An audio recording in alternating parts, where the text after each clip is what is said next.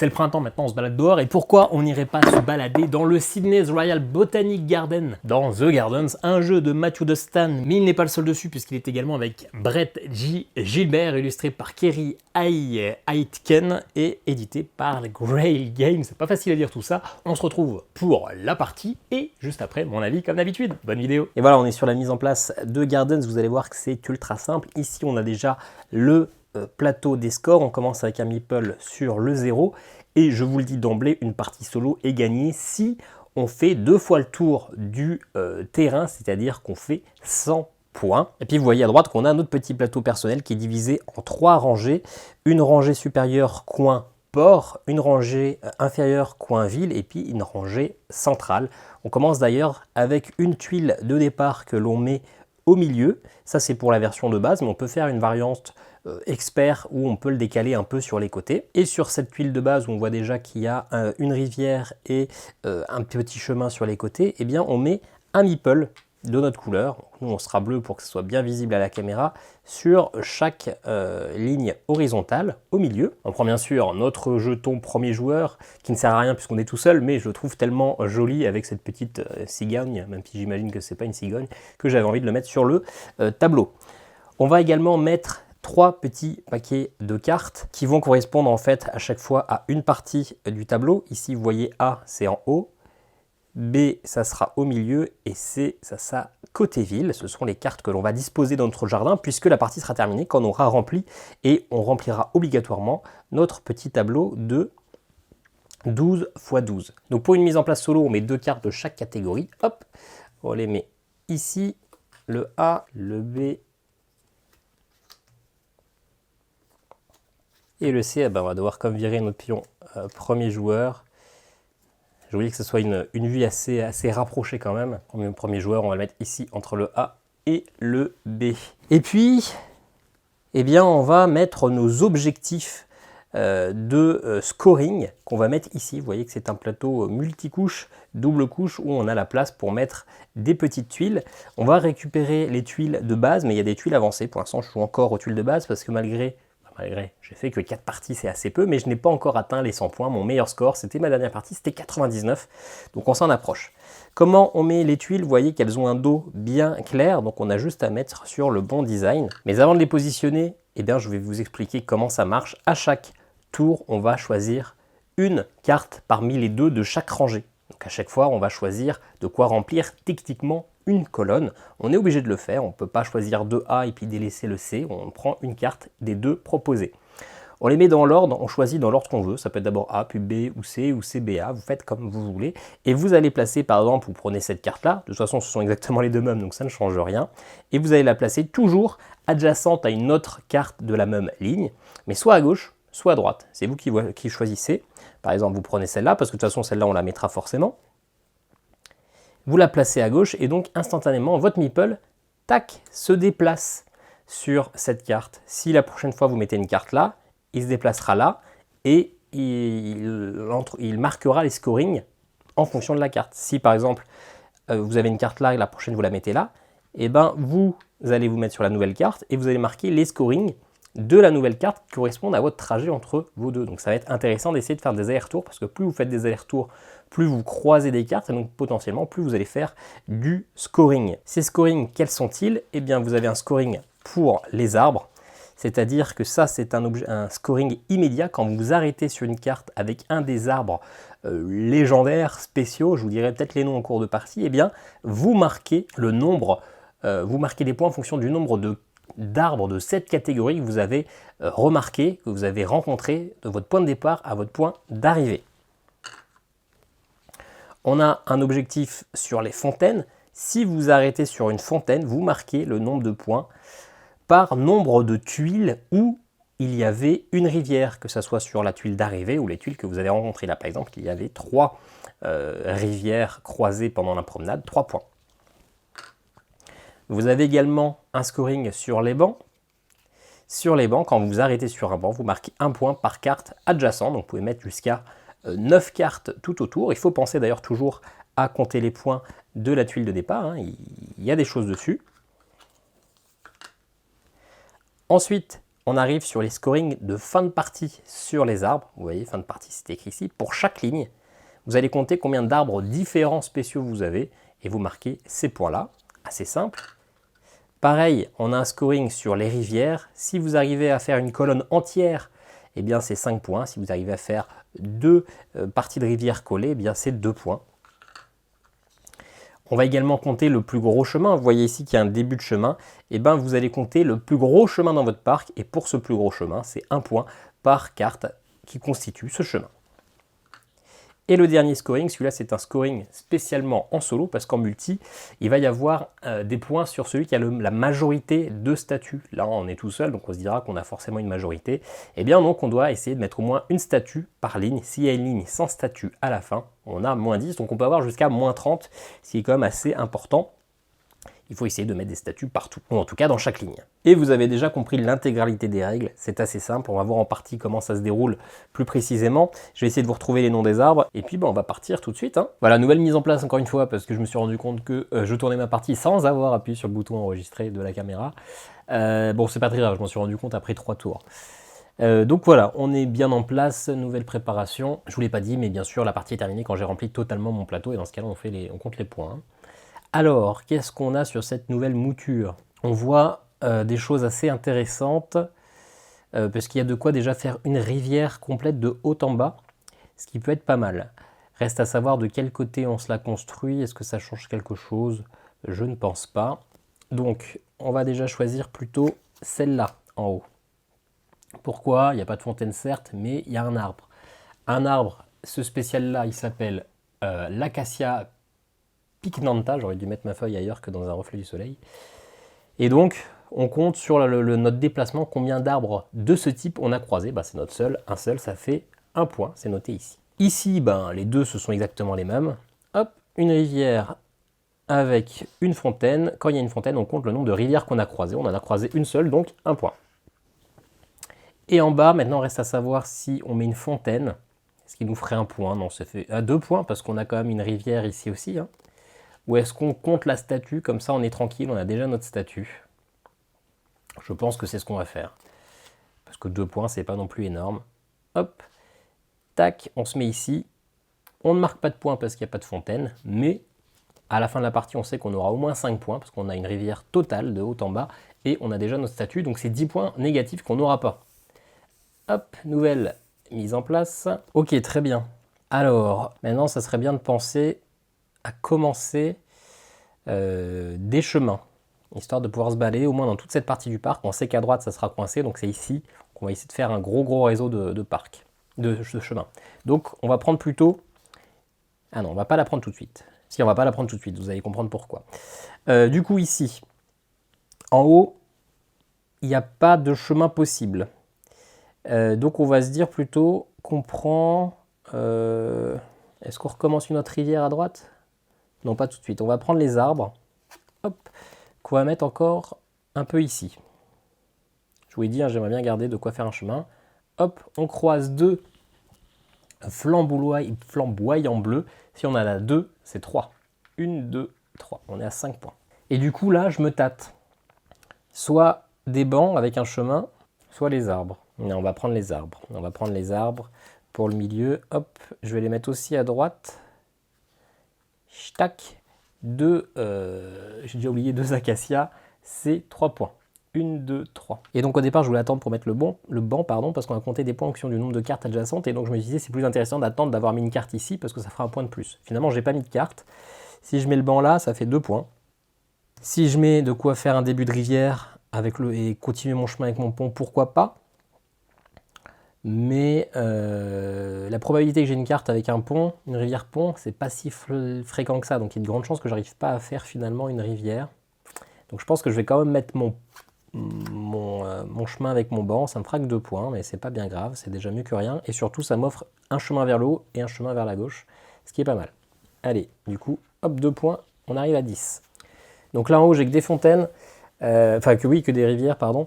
Je vais quand même être obligé de mettre là, parce que ce qui est intéressant pour marquer des points, ce sont les allers-retours. Donc si je remplis que à droite, je serai coincé, je ferai jamais des gros allers-retours. Donc là, je serai obligé, tant pis, il n'y aura pas de trajet ici. Je vais pas tout de suite mettre ma fontaine, ma statue, je vais mettre ma fontaine parce que Hop, là, il y a justement un beau trajet. J'arrive sur une fontaine, donc je compte les rivières. 1, 2, 3. Ça me fait 3 points. En bas, je vais continuer mon chemin. Lequel des deux on met? Est-ce que ça change quelque chose? Je ne pense pas. Ils sont normalement répartis de manière équitable. Hop, je mets ça ici. Toc. C'est mon premier, non, c'est pas mon premier flamboyant bleu, mais c'est le seul de la ligne, donc 1 point.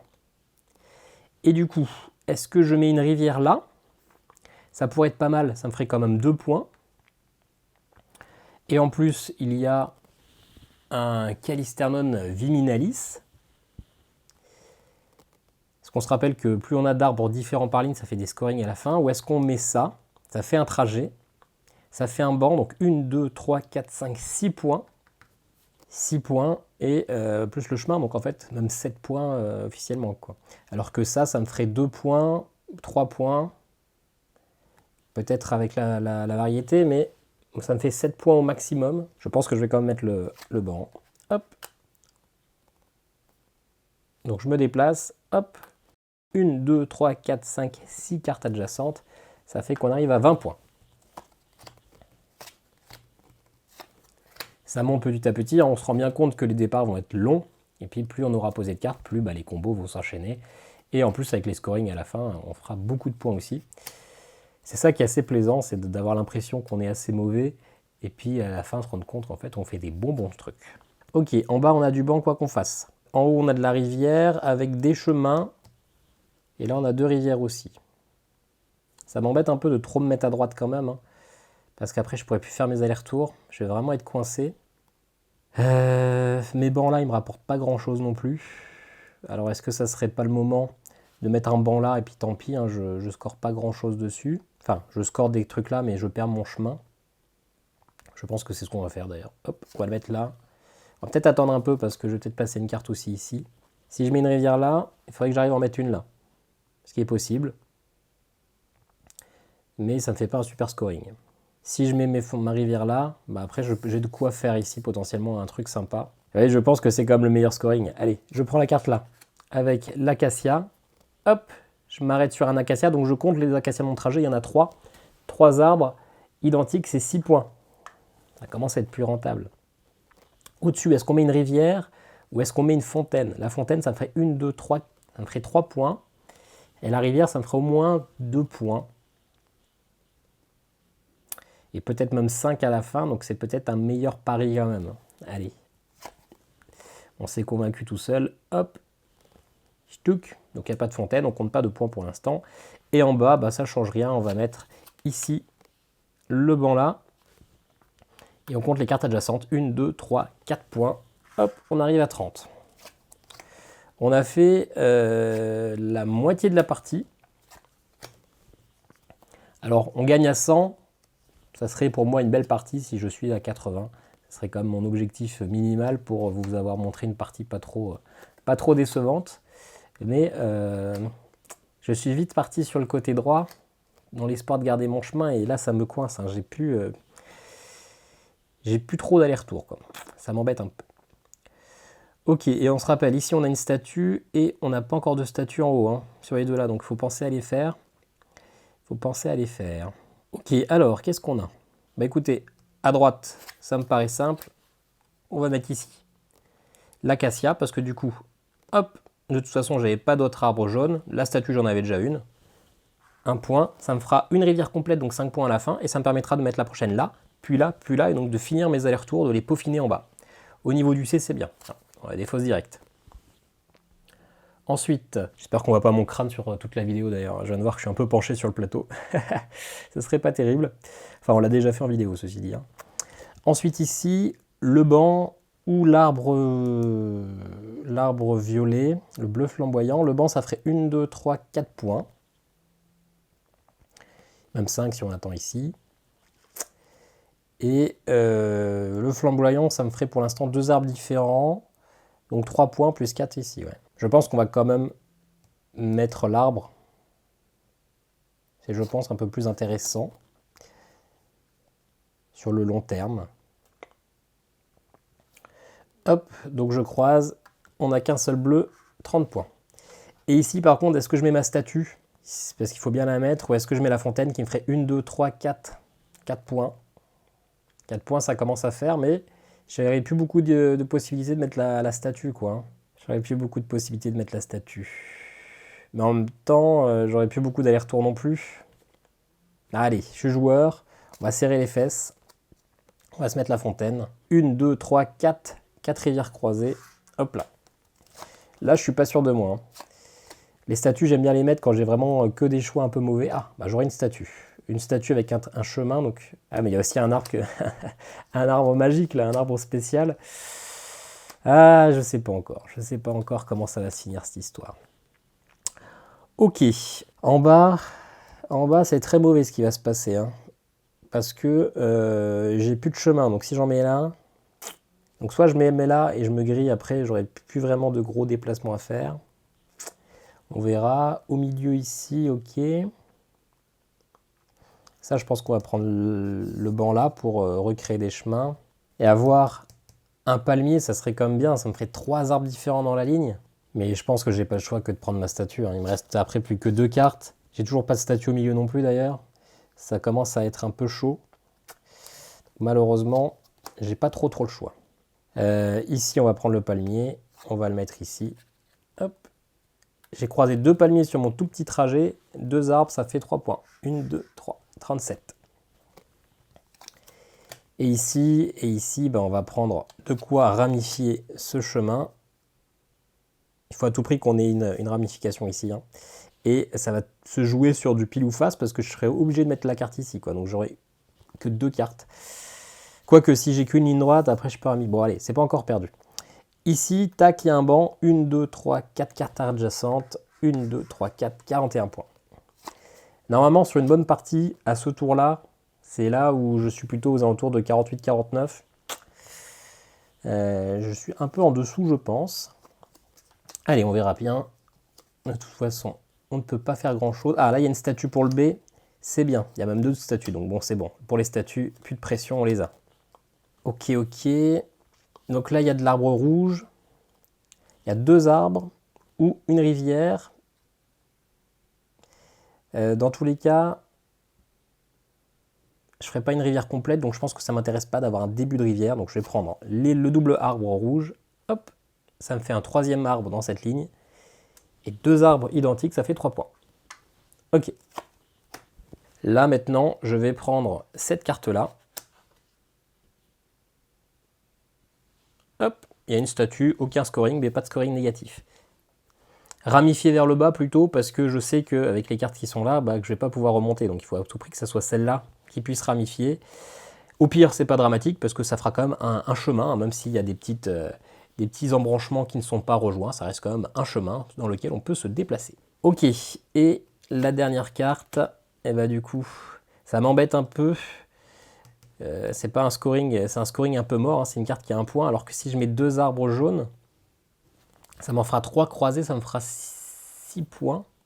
Alors que finalement, le chemin, je pourrais faire un chemin de 1, 2, 3, 4, 5, 6 peut-être. Et si je rajoute une ramification, 7, 8, 9, 10, donc 4 points, alors que là, les 2 arbres me rapportent 6 points. Ah oui, il y a celui-là aussi qui remonte. Est-ce que c'est si rentable que ça?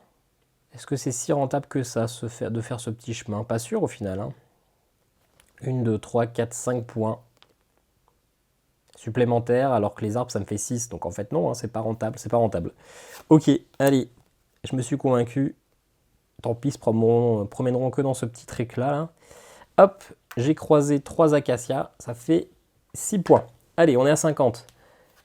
Il nous reste un tour pour faire 50 points. Bon, après, il y a le scoring final. Donc là, si on arrive à faire une quinzaine de points sur ce tour-là, ça serait quand même déjà un bon score. Et après, eh ben, on n'est pas loin, on peut essayer de tricoter un peu. Ça me semble compliqué, mais bon, écoutez. On va commencer par C, parce que de toute façon, que ça soit le palmier ou le calistère, non. Ah non, on ne peut pas prendre le palmier, parce que de toute façon, on ne pourra pas compter ceux-là. Mais hop, celui-là, on ne l'a pas encore, ce qui me fera ça me fera 4 arbres différents. C'est pas mal. Donc hop, c'est mon premier calistère, non. 51. Ok, sur celle-là, j'ai pas besoin d'une fontaine, donc je vais prendre le bleu flamboyant. Hop, et donc on va se balader de gauche à droite. On en croise un ici et un deuxième là, ça fait 3 points. Et la dernière carte, 1 point si je prends la statue, ce qui est clairement, même pas un point si je prends la statue parce qu'il y a un chemin, mais avec celle-là, il y a déjà aussi un chemin, et en plus, je croise 2 flamboyants et un troisième, ça me fait 6 points. Ok, j'ai fait 10 points. 10 points sur ce tour, c'est pas mauvais. On va donc passer maintenant aux 4 scorings finaux. Le premier, pour chaque ligne, on compte combien il y a d'arbres différents. Hop, on va retirer les meeples, histoire qu'ils ne nous gênent pas. Donc ici, on a le bleu, l'acacia et le calisternon, ça fait 3 arbres différents. 3 arbres, c'est 6 points. Ici, on a le bleu et les acacias, 2 arbres différents, 3 points. Pas fou, pas fou. Ici, on a le calisternon, l'acacia, le bleu et les palmiers, 4. Les 4 différents, ça fait 10 points. On passe de 19 à 29. Ok. On est donc à 69 points. Ici, on compte les rivières. Soit de 2, soit de 5. Eh bien, on a 2 rivières de 5 entières, donc ça fait 10 points. Ok, on est à 79 points. Il nous reste un scoring en fait. Alors on va déjà regarder celui-là, les statues, est-ce qu'on perd des points? On a une statue là, ici on a une statue, ici on a une statue, donc on ne perd pas de points. Est-ce qu'on fait un trajet de 11 points avec notre chemin le plus grand? C'est quasiment sûr que non, on en avait compté. Ici on fait 1, 2, 3, 4, 5, parce que ça c'est relié, donc on peut faire ce trajet-là qui nous fait 5 points, et celui-là qui fait 1, 2, 3, 4, 5, 6. 6 points. Voilà, on a terminé notre partie à 95 points. On n'est pas très loin de l'objectif, donc ça va, c'est correct. Ça aurait pu être pire, je pense que je me suis trop focalisé sur le fait de faire un gros chemin, parce qu'il y a ma partie différente, j'avais fait ce chemin là qui faisait la totalité du plateau en fait, quasiment je crois, oui non, peut-être même la totalité, je crois que j'avais fait 24 points. Et peut-être que je me suis bloqué des choses, des allers-retours sympas à cause de ça. Bon, 95 points, c'est correct, c'est pas une victoire, mais on n'en est pas très loin. Avant de passer à mon avis, donc je vous ai dit, il y a des tuiles différentes, on peut changer les objectifs. On peut choisir aussi de mettre ça sur une autre case, histoire de rendre la partie un peu plus compliquée. Bien sûr, si vous jouez à plusieurs, eh bien, vous faites exactement pareil. Et puis dans la boîte, on a un petit module avec les monuments, c'est-à-dire que si on retourne, hop, comme un gros sale, non, pas sur celle-là. Il y a certains plateaux avec les monuments au verso. Et donc, vous commencez en mettant ces cartes, les cartes correspondantes sur votre monument. Ces cartes, ce sont celles-ci. Elles représentent tous des monuments qui sont dans le parc national de Sydney.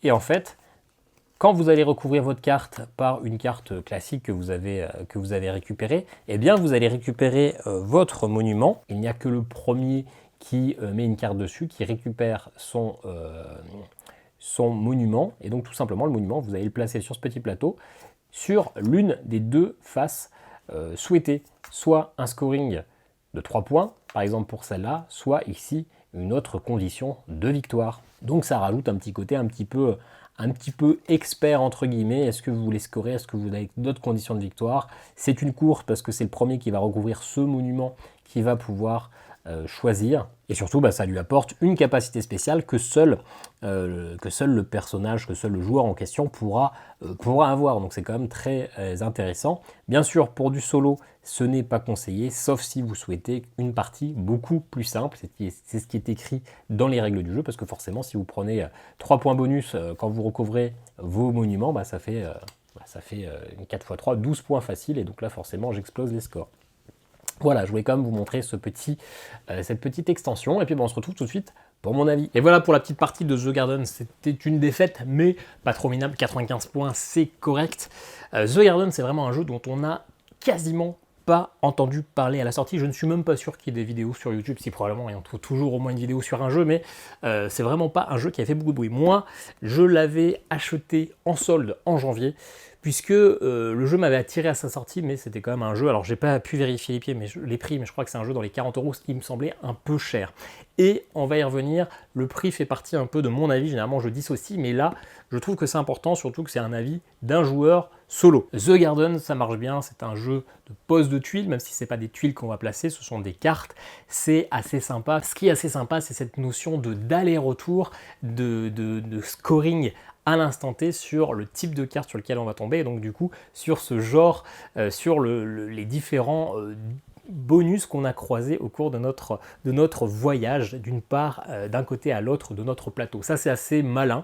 J'avais jamais vu ça dans d'autres jeux, ça existe peut-être déjà, mais c'est vrai que c'est assez intéressant du coup de se dire est-ce que je place à gauche ou à droite, est-ce que du coup je veux faire un plus gros trajet, oui ou non. Ça renouvelle un petit peu le principe de la pose de tuiles, et ça j'ai beaucoup aimé.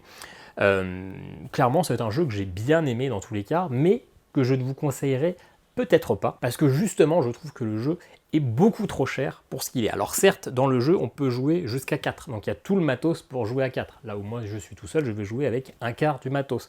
Mais est-ce qu'il fallait vraiment que le plateau de chaque joueur soit 2 petits plateaux en carton? Est-ce qu'une feuille en papier pliée en 2 qu'on dépliait ne suffisait pas? Parce que finalement, on va poser des cartes. Est-ce qu'avoir un petit plateau, ça sert à quelque chose? Les cartes n'adhèrent pas plus que ça. Est-ce qu'avoir vraiment ce petit plateau, c'était vraiment nécessaire? Eh bien, je ne sais pas, et je pense que ça augmente les coûts. Alors certes, peut-être que le plaisir du matériel est un peu plus important, mais finalement, après, on utilise des cartes, donc notre plateau est quand même recouvert par des cartes. La deuxième chose, c'est qu'on a aussi le petit plateau central hein, qu'on met au milieu, qui aurait pu peut-être être dessiné sur les feuilles. Alors oui, il y a une variante où on peut déplacer ce point de départ, on va dire que c'est pour ça qu'on l'a en matériel, à la rigueur ça c'est pas trop grave. Mais je pense peut-être qu'avoir finalement une feuille au lieu de ces petits plateaux aurait pu baisser grandement le prix du jeu, parce qu'il est quand même cher pour un genre qui est surreprésenté, hein, le genre de pose de tuiles. Donc est-ce que ça vaut vraiment le coup? Je ne sais pas. Encore une fois, dans un avis solo, on a vu du coup le jeu principal, on a des petits objectifs qui changent, et ça c'est bien pour la renouvelabilité du genre. Je pense que c'est un indispensable de ne pas avoir des objectifs fixes, d'avoir des objectifs variés, c'est, il me semble, primordial, mais la plupart des jeux maintenant l'ont compris. Mais donc on a un module monument finalement, qui est déconseillé pour le jeu solo, parce qu'il rend le jeu plus simple, donc c'est tout un pan du jeu que vous n'allez pas pouvoir jouer. Du coup, eh bien mon avis c'est que c'est un jeu qui est plaisant, mais ne l'achetez pas pour du solo, parce que vous allez acheter un jeu cher pour ne pas utiliser énormément de matériel, que ce soit en termes de nombre de personnages, de joueurs, mais aussi en nombre de gameplay. Vous allez retirer la moitié du jeu qui est censé être une partie avancée qui est conseillée pour les joueurs, qui trouvent que dans la notice, hein, c'est écrit que c'est fortement conseillé de jouer avec, mais après quelques parties quand on est à l'aise. Donc finalement, si vous allez jouer en solo uniquement, eh bien vous grillez et vous achetez des choses dont vous ne vous servirez pas. Voilà, un avis assez bref parce que le jeu est sympa, sinon je n'aurais pas montré une vidéo, je ne fais jamais de vidéo sur des jeux que je n'apprécie absolument pas, mais peut-être acheter si vous jouez aussi en famille ou si vous le trouvez vraiment pas cher, comme moi j'avais pu l'avoir d'occasion, je crois, à moins 50%. Voilà, dites-moi ce que vous pensez de ce jeu, dites-moi votre avis, puis on se retrouve très bientôt pour une nouvelle vidéo. Ciao, ciao!